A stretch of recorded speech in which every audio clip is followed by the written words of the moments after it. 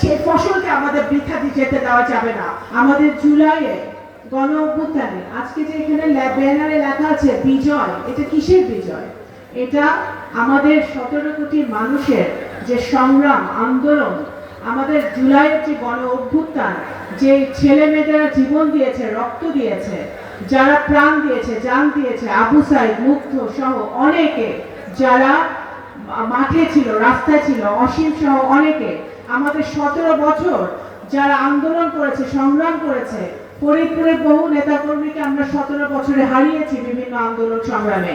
আমরা আমাদের ফরিদপুর জেলায়ও আমাদের বৈষম্য বিরোধী আন্দোলনে শরিক হতে গিয়ে, গণতন্ত্রকে প্রতিষ্ঠা করতে গিয়ে স্বৈরাচার বিরোধী আন্দোলনে শহীদ হয়েছে জুলাইয়ের অগস্ট মাসে। তাদের সকলকে আমি আজকে সশ্রদ্ধ চিত্তে স্মরণ করছি। এই ফরিদপুরের মাটিতে আমার পেছনে সামনে যারা আছেন তাদের নেতৃত্বে দিনের পর দিন, মাসের পর মাস, বছরের পর বছর আন্দোলন হয়েছে, মিছিল হয়েছে, সংগ্রাম হয়েছে, মহাসমাবেশ হয়েছে, জনসমাবেশ হয়েছে।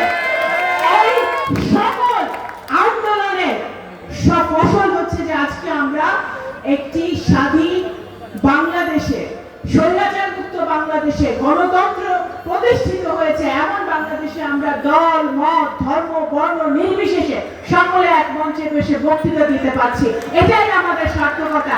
এই 17 বছরে যারা জান দিয়েছে, প্রাণ দিয়েছে, জুলাই যোদ্ধাদেরকে আমি আজকে এই পোডিয়াম থেকে, এই প্ল্যাটফর্ম থেকে সকলকে সালাম জানাচ্ছি। কারণ ওনারা যুদ্ধ না করলে 17 বছরে আমাদের নেতা কর্মীরা যদি জেল না থাকতো, মিথ্যা মামলা না থাকতো, প্রাণ না দিত, নিজের পরিবারকে ছেড়ে জঙ্গলে না থাকতো, মাঠে ময়দানে না থাকতো, তাহলে আমরা এখানে আজকে বসে থাকতে পারতাম না। সুতরাং প্রত্যেকটা নেতা কর্মীকে আমি আজকে স্মরণ করি। আমি সংসদেও বলেছি জুলাই যোদ্ধাদের জন্য আমাদের যে বাজেট পাস হয়েছে, সেই বাজেটে জুলাই যোদ্ধাদের জন্য অনুদান রাখা হয়েছে। আরো বেশি করে অনুদান রাখা উচিত, তাদের পরিবারদের জন্য রাখা উচিত। এবং সেই সাথে 17 বছর ধরে আমাদের যে নেতা কর্মী গুম হয়েছে, খুন হয়েছে, যারা তৃণমূলে যারা না খেয়ে না দিয়ে সংগ্রাম করেছে, তা যারা কোর্টের বারান্দায় দিনের পর দিন, বছরের পর বছর হেঁটেছে, যারা জেল হাজত খেটেছে, তাদের জন্য বাজেটে বরাদ্দ রাখতে হবে। আমি এই কথা দাবি করেছি পার্লামেন্টে। এই ফরিদপুর যেখানে আমরা দাঁড়িয়ে আছি, এই ফরিদপুরের মাটি আমাদের সকলের মাটি। আমার ফরিদপুর, আপনার ফরিদপুর, আমাদের সকলের ফরিদপুর। এটা কেন একার ফরিদপুর না। সুতরাং এখানে হিন্দু, মুসলমান, বৌদ্ধ, খ্রিস্টান সকল ধর্মের মানুষ ঐক্যবদ্ধভাবে, সকল দলের প্রতিনিধিরা, সকল দল, মত, ধর্ম, বর্ণ নির্বিশেষে সকলে একসাথে আমাদের ফরিদপুরের উন্নয়ন করতে হবে। এবং যে ফরিদপুর যেরকম আমার, ফরিদপুর সেরকম আপনার, ফরিদপুর আমাদের সকলে। সুতরাং আমাদের সেটাকে অনুধাবন করতে হবে। অনুধাবন করে আমাদের ঐক্যবদ্ধভাবে ফরিদপুরের উন্নয়নের জন্য কাজ করতে হবে। এছাড়া কোনো বিকল্প নাই। বিগত দিনে আন্দোলন সংগ্রামে আমি চেষ্টা করেছি।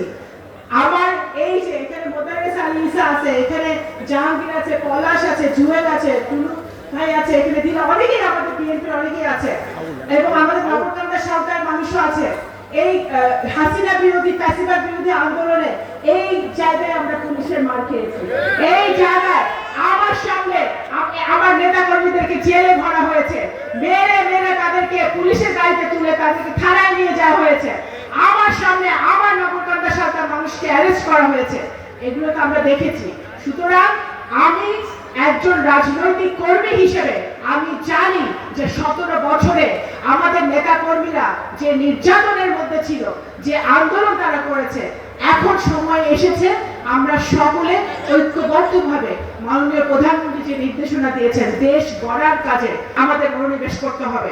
আমাদের একটা ভুলের কারণে আমাদের 17 বছরের আন্দোলন, আমাদের 17 বছরের আন্দোলনকে, সেই ফসলকে আমাদের বৃথা দিয়ে যেতে দেওয়া যাবে না।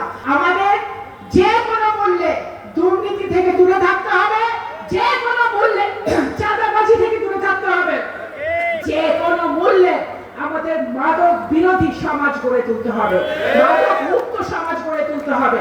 সেই জন্য মাদক মুক্ত, দুর্নীতি মুক্ত, সন্ত্রাস মুক্ত, চাঁদাবাজি মুক্ত সমাজ যদি আমরা গড়তে চাই, আমাদের প্রত্যেকটি বাড়ি থেকে, প্রত্যেকটি ঘর থেকে, প্রত্যেকটি গ্রাম থেকে, প্রত্যেকটি ওয়ার্ড ইউনিয়ন থেকে আমাদের সেই আন্দোলনকে সামাজিক আন্দোলন গড়ে তুলতে হবে।